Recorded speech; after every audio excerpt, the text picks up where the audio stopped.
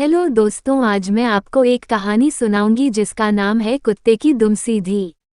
एक दिन राजा कृष्णदेव राय के दरबार में इस बात पर गर्मागर्म बहस हो रही थी कि मनुष्य का स्वभाव बदला जा सकता है या नहीं। कुछ का कहना था कि मनुष्य का स्वभाव बदला जा सकता है, कुछ का विचार था कि ऐसा नहीं हो सकता, जैसे कुत्ते की दुम कभी सीधी नहीं हो सकती।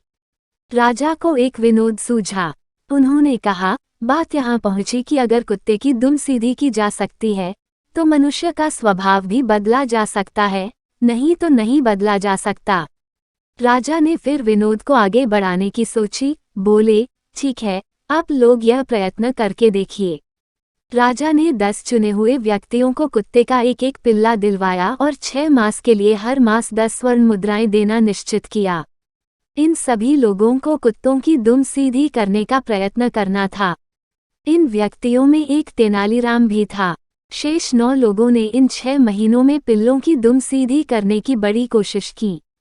एक ने पिल्ले की पूंछ के छोर को भारी वजन से दबा दिया ताकि इससे दुम सीधी हो जाए। दूसरे ने पिल्ले की दुम को पीतल की एक सीधी नली में डाले रखा। तीसरे ने अपने पिल्ले की पूंछ सीधी करने के लिए हर रोज पूंछ की मालिश करवाई। छठे सज्जन कहीं से किसी तांत्रिक को पकड़ लाए, जो कई तरह से उटपटांग वाक्य बोलकर और मंत्र पढ़कर इस काम को करने के प्रयत्न में जुटा रहा।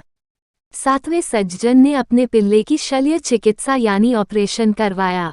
8वां व्यक्ति पिल्ले को सामने बिठाकर 6 मास तक प्रतिदिन उसे भाषण देता रहा कि पूंछ सीधी रखो भाई, सीधी रखो। 9वां व्यक्ति पिल्ले को मिठाइयाँ खिलाता रहा कि शायद इससे यह मान जाए और अपनी पूंछ सीधी कर ले।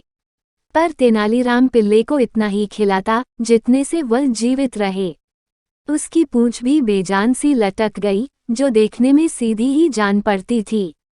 6 मास बीत जाने पर राजा ने 10 पिल्लों को दरबार में उपस्थित करने का आदेश दिया। 9 व्यक्तियों ने हटे कट्टे और स्वस्थ पिल्ले पेश किए। जब पहले पिल्ले की पूंछ से वजन हटाया गया तो वह एकदम टेढ़ी होकर ऊपर उठ गई। दूसरी की दुम जब नली में से निकाली गई वह भी उसी समय टेढ़ी हो गई।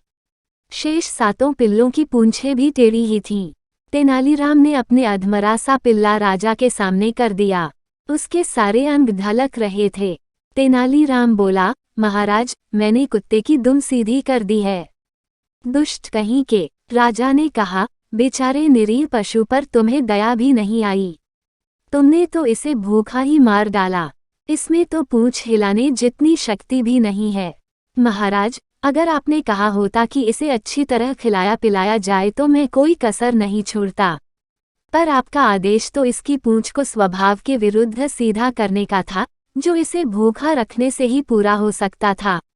बिल्कुल ऐसे ही मनुष्य का स्वभाव भी असल में बदलता नहीं है। हाँ, आप उसे काल कोठरी में बंद करके उसे भूखा रखकर उसका स्वभाव मुर्दा बना सकते हैं।